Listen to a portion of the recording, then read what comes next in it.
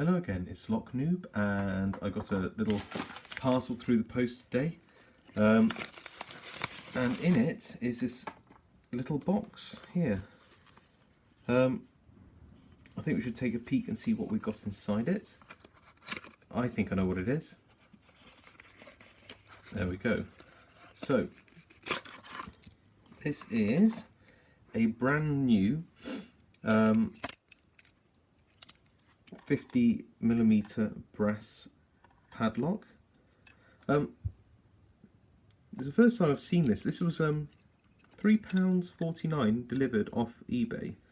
It says hardened. I don't know how true that is, but I can tell you it feels nice and weighty. And just having a look at it, I mean, it's I love this logo, this kind of like bird of prey design on the bottom. It's quite nice. I've got no idea about what the make of it is. Let's have a look at the box. It says ALV P1050, sorry, AVL P1050. Maybe the make is AVL. If you know who makes this lock, then please let me know. I imagine it's Chinese for £3.49. And let's have a go at picking it out of the box, shall we?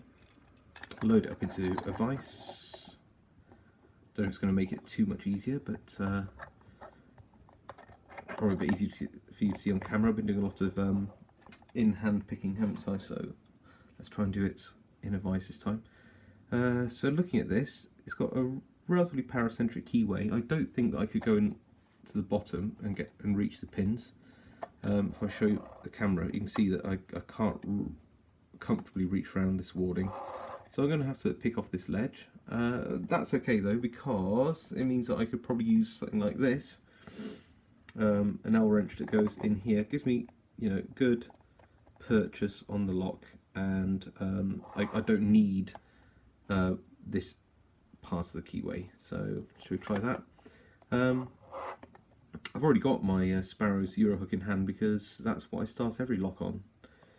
And I think we should have a go. I've got no idea if this is standards or spools. I imagine it's all standards, truthfully. £3.49. It's, I guess, less likely to have serrated or spool pins in there. Or at least I would be surprised if it did.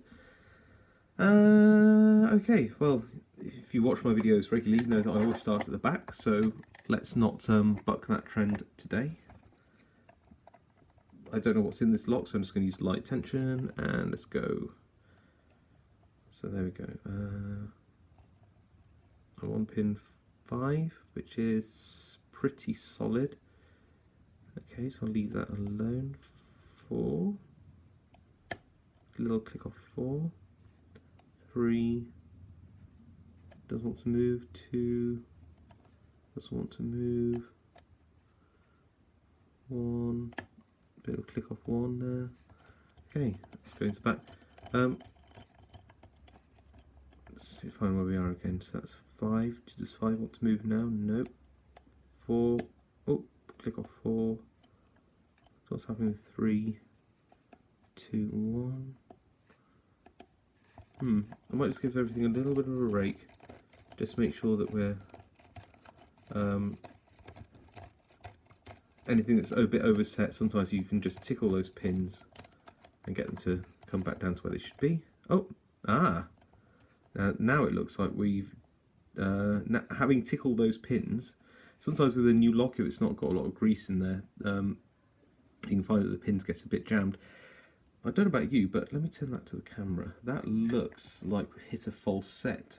If that is true, then this is surprising for £3.49, because that would mean that there is at least one security pin in there, a spool of some kind, or maybe a mushroom. And if that is the case, then that's quite nice, isn't it? So let's have a bit of a feel in there. Do we get any counter rotation on any of these pins? So who am I on there? 5. Still solid. I'm going to have a look at that key in a second, but that 5 hasn't wanted to move at all. That would indicate to me that it's at or very close to the shear line.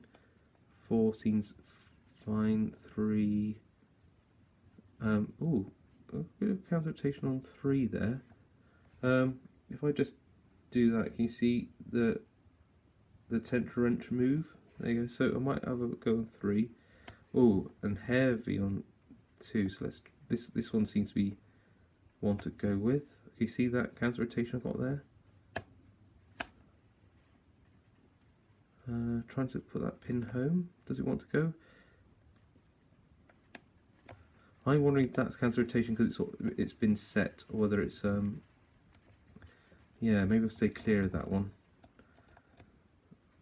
1 and sorry, 2 and 1. So that was pin 3. It's got such heavy counter rotation on it. Makes me really want to set that, but I don't. Looking at that, it doesn't want to be set. So let's go back to the back again. But be careful, because if that was a driver pin I'm pushing up to give me that counter rotation, that's not so good. That didn't feel like it wanted to go easily, so I'll let it go. 5 again. 4. Bit of counter rotation on 4 there. Again, is that a driver pin or a spool? Don't know. 3. And there we go. So it was 3. I was brave, I made that choice, and it looks like we got an open. And actually, is that a sprung core as well? Okay, well, if I let go, ready? Yeah. So this is an interesting development, isn't it? So we have a sprung core, at least one security pin, pin 3. Let's have a look what else is a feature of this lock. So here's a locking pawl there. It's quite heavily sprung, but probably you could shim that. Probably, yeah. Let's take the key off. Let's see how smooth the key is. It's quite nice. There we go. Works fine. Okay, let's have a look at pin 5, since that was seized up all the way through. And yeah, having a look there at where that would be in the lock, it's cut so deep that the pins, you can probably see the first pin there. If I put the key down here, you can see that cut here is about the same height as those pins. So if I'd hit pin 5 and you know, got a click out of it, it would have overset the core. As it happens, the rest of the key bitting is relatively shallow, and I think it was this pin 3, which provided all that counter rotation. So £3.49 delivered, a 50mm brass padlock with apparently a hardened shackle, but nevertheless with a sprung core and a spool pin in one position. There might have been other ones which just picked before it, but certainly there's at least one security pin in there. I think this is amazing value. So if you do know actually who makes the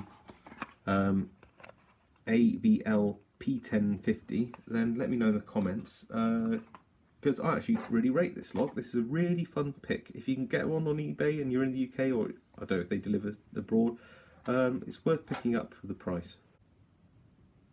Hello again, it's Lock Noob, and I just want to have a go at raking this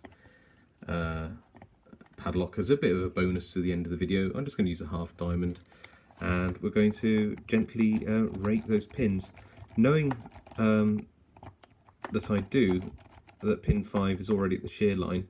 The trick with this is, of course, light tension and try to avoid the pins at the back, and hopefully we can rake past that security pin or pins if we're lucky, and we use, you know, light tension, and we're patient, I guess. Just reset again and go in.